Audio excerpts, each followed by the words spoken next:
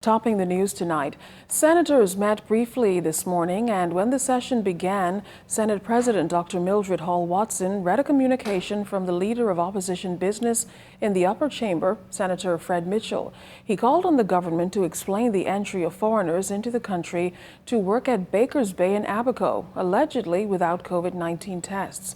However, that didn't sit well with the government leader in the upper chamber, Senator the Honorable Carl Bethel.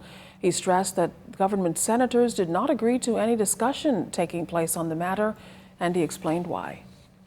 The ministers who would be or could be called upon to give an explanation to Parliament are not in this House.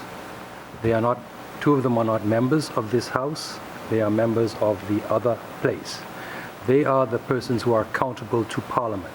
The Minister of Labour contacted me earlier this morning, long before I even knew about Senator Mitchell's application. This is a matter that happened yesterday afternoon. We've not had a cabinet meeting since then in which ministers could be briefed by other ministers. And therefore, while it may be a matter in the public domain, I do believe that it is being addressed. The president of the Senate then ruled against a discussion taking place on the matter. Before that happened, however, Senator Mitchell had this to say.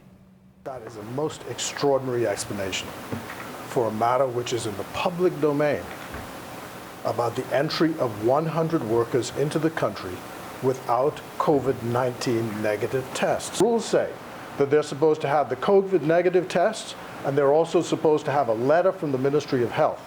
What we have in the public domain is the chief medical officer and the head of the government's task force saying, we do not know. How is that possible?